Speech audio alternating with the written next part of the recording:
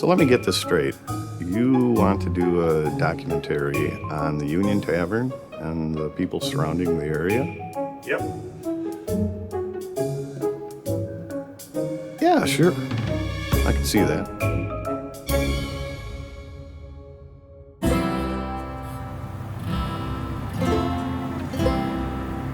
He doesn't listen to traffic reports, never worries about bumper-to-bumper cars. Watching the sun rise for the past dozen years, gently rolling down an oh-so-familiar country road, has been Danny Mills's morning work commute.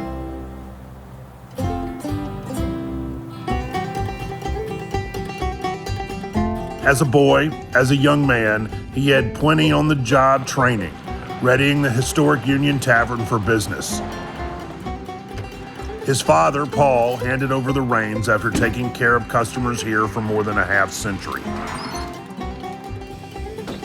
Union's a place that where if they're not going to come here, it's like a coffee clutch, you know. Like, I mean, they don't have to sit there and have a beer or a cocktail. They can have a soda, a cup of coffee themselves, actually, you know, and just come in and shoot the crap and see what's happening for the day in the next month or, you know, what's around the corner. Prior to the internet, this was kind of a social media, so to speak, and just not on anywhere near as large a scale, of course. Nestled alongside a stretch of County State Highway 14, 30 miles south of Madison, Wisconsin. The Union epitomizes a classic country dive bar. It's not really big, it's kind of dark inside, there's not much on the walls.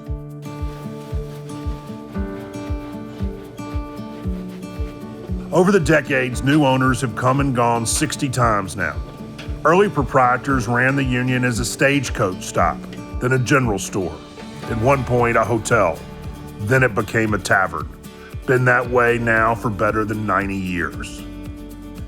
There's grooves in here, there's history in this bar. If it could talk, it could tell you a lot of things. The Union is kept to its general store roots. Sure, drinks are served, but you can also stop by and pick up a dozen farm fresh eggs, or maybe you need some locally produced mustard or award-winning cheese. It's all in the back cooler. Built in 1846 on what was then Territorial Road, the building is the last remaining landmark, all that's left from the once bustling village of Union, home to blacksmith shops, wagon makers, masons, churches, a furniture store, even a shoe shop.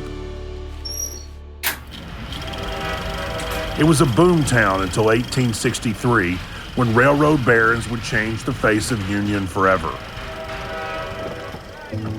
They told folks in nearby Evansville, the new railroad, and the huge economic boost it would bring would all be theirs, but they would first need to raise $15,000 to purchase stock.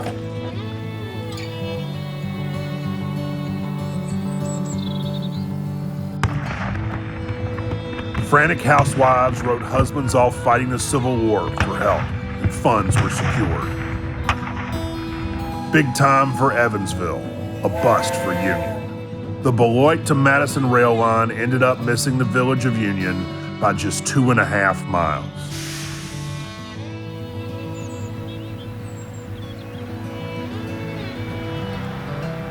Shops, schools, churches, they're all gone. Yet the heart and soul of Union, its close-knit farming community, has continued to endure through downturns and changes in the agricultural economy. Many small farms have disappeared over the years.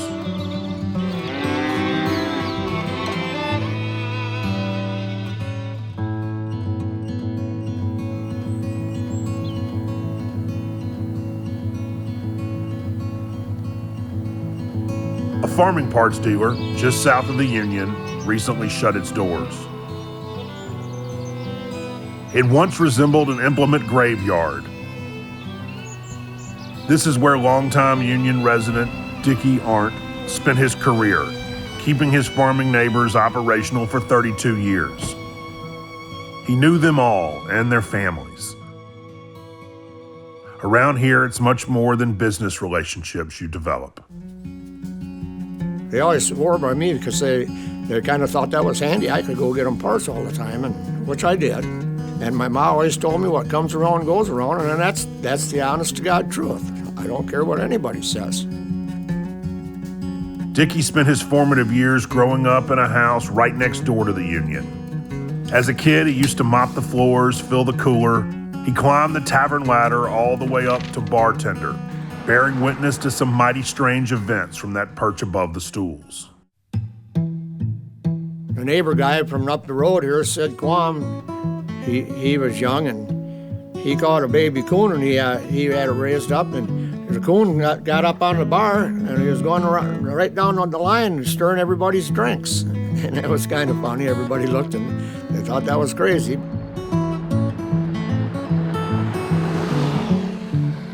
Around here, they don't pick up your trash. You take it to the municipal dump, about a mile or so south of the tavern. If you're hankering for some good yarns, stop by on a Saturday morning.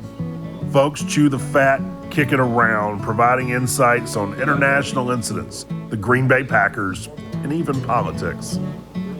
Whether it's right, wrong, or indifferent, that's how it goes. Solving the world problems. Whether it works or not, who cares?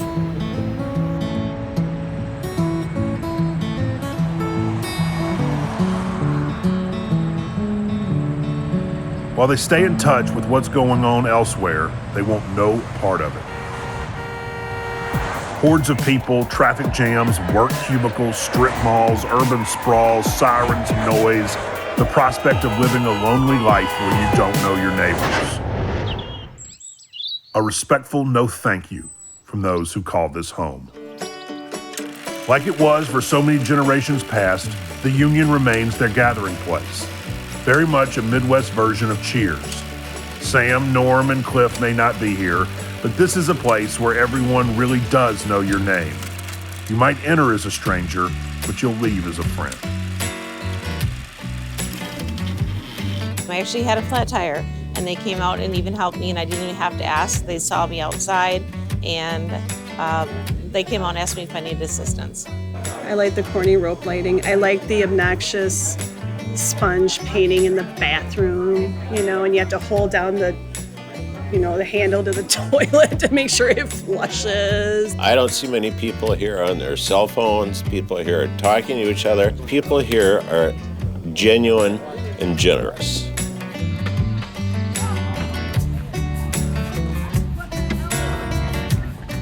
I think the big draw with the younger generation when you see it in a little bar like this is not everyone our age likes to go to the big crowded loud bars. This is a nice little escape where you are going to run into some people you don't know, but you get to meet some really great people.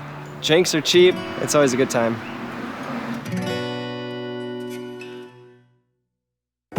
Say, how's that documentary going for you? Pretty good. Good.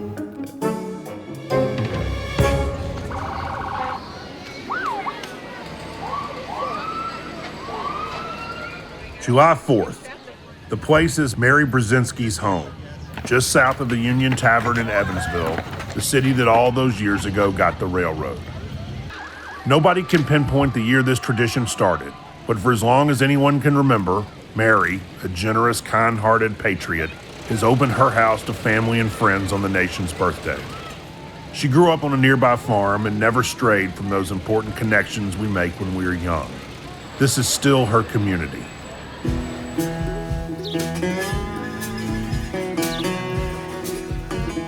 Her 93-year-old mother lives next door to what was once the family farm.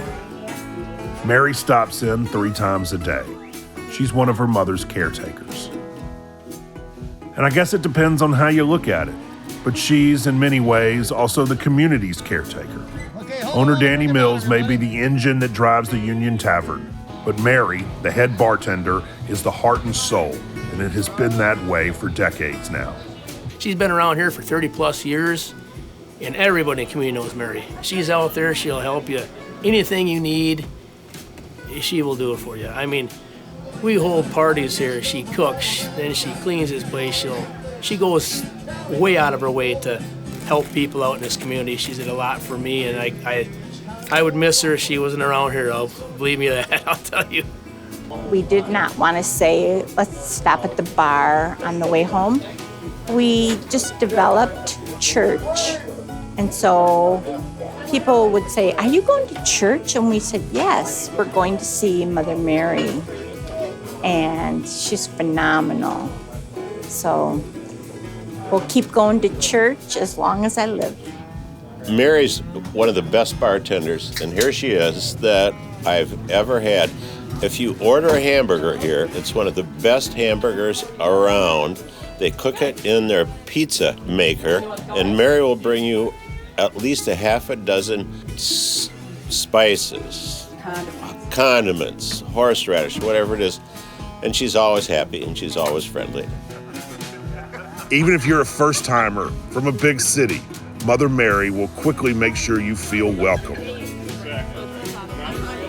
Normally like beer, mixed drinks. Now you're getting into the seltzers, but other people, they'll come, and they'll come from Madison or traveling or something, stop, and they'll ask for a drink of something, and you'll be like, we got beer, and they'll say, no, I want this and that, and we're like, well, we got beer. They finally catch on and it's like, I'll have a spotted cow, She's not tracking them on some fancy gizmo, but she gives her steps in and then some, keeping the union running. And it's more than just juggling the day-to-day. Mary also organizes events for her customers like birthday potlucks.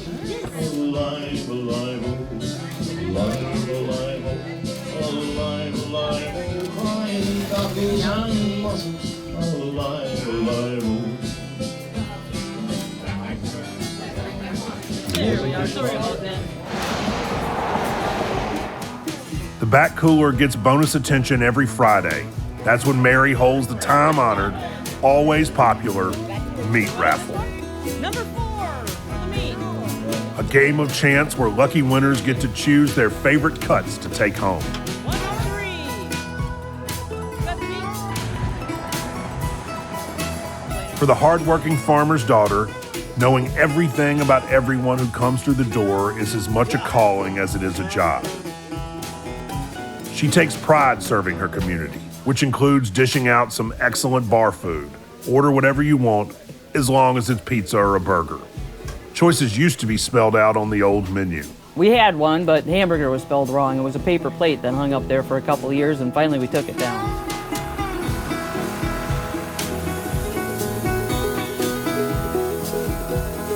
To keep current and topical on all things farming, you tune into WCLO Janesville's Ag Matters. Host Jim Raymond is more than a friendly, knowable voice. The retired banker spent much of his life keeping union farmers afloat. Those listeners are almost as integral to his life and happiness as his own family. All I did in my life was loan money to farmers. You had the opportunity to work with local farmers, people that you knew maybe even when you were growing up. You became an integral part of their farm operation. I think of the Templetons just as an example. When they expanded, when they grew, it was so personal to them, and yet we sat around the kitchen table and put that all together. The Templeton family farm sits just a tad southwest of the Union. Twin brothers Rich and Don, with continued guidance and support from their father, run a 150-head dairy farm.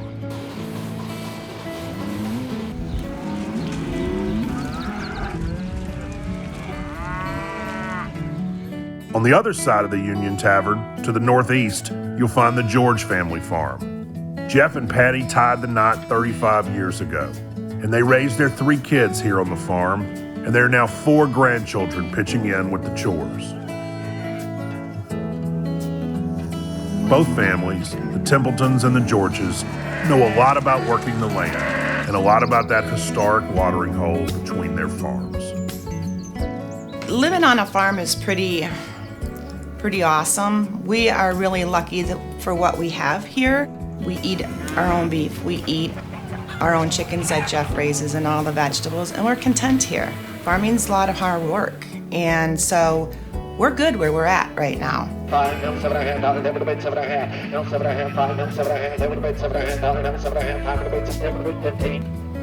There used to be a lot of farm auctions years ago.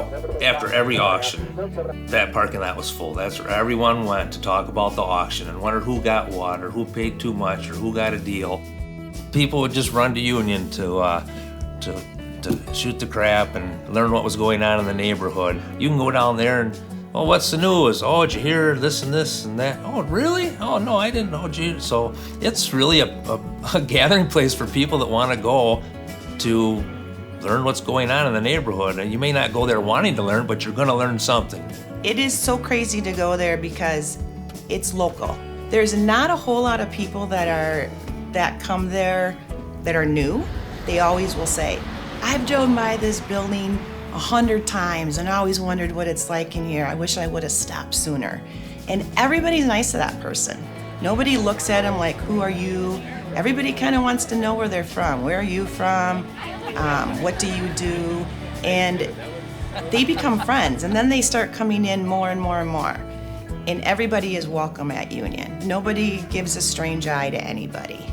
People have their spots almost, like on the corner of this one. Not that they're there every day, but if they are, that's almost where they stand. So as you walk in, the heads turn, the door slams. Everybody, yep, hey, how's it going? Good. What's up with you? Good.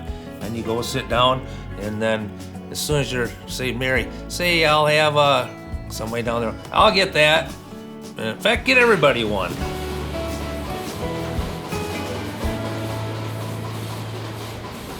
The lifestyle is something that people don't understand unless they do it.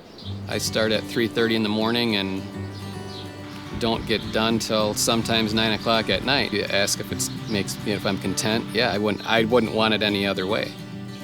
I always thought it would be nice if my ancestors had settled a little bit further south where it's a little warmer, but I'm 52 years old and I've had plenty of opportunities to go somewhere else, and I wouldn't change a thing. I'd stay right where I'm at. We see that building all the time. We have farms all around it. It is kind of a mainstay. You drive by and you just naturally, you glance, who's there? What's going on? If you step into Union Tavern, you could probably consider yourself stepping back into 40s, 50s. The bar itself, I don't think, has changed. A lot of the scenery on the walls hasn't changed. You can buy cheese in there. Probably see some of the same people who were there from the 50s. If you're looking for an old-time hangout bar, Union would be your place.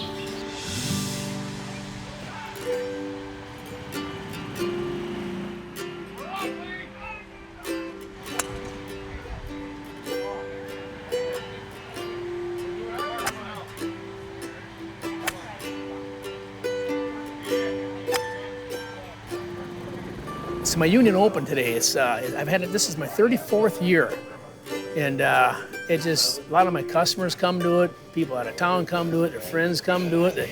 Every year it's got bigger and bigger.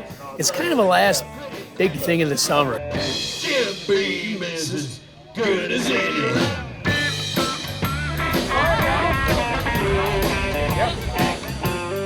You get people with suit and ties in here, and the next one's a farmer with, manure on his pants, and that's what makes this place. If I need something, I could call 8 people in this bar and they'd be there in 5 minutes, for sure.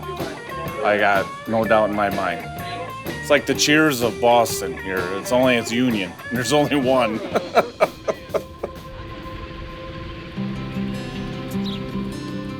It may seem like time stands still around here, or maybe it's just a special rural community that sees no good reason to change. Because, just maybe, the grass isn't always greener. Most would tell you they wouldn't change a darn thing. When I was young and all my friends were in town and I'd come home at summer and they were gonna ride their bikes to the park and the pool, and it's like, why was I born on a farm? This is a ripoff, it's not fair. It's probably flipped now, because they probably wish they were out here, and I'm glad I'm not in town, so it all worked out. Around here, a way of life passes from one generation on to the next. Been that way since before the Civil War. And as for the Union Tavern, well, if it isn't broke, they always say all roads lead to Union. You know, you got 4 ways in, 4 ways out. It's a good little community we have here.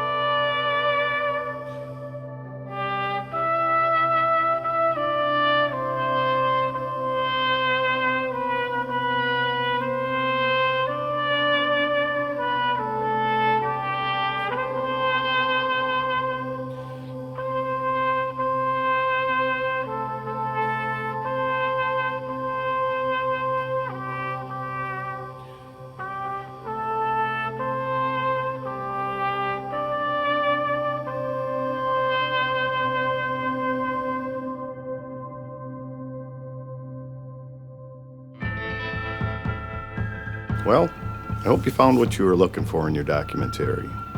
Come back for a visit anytime.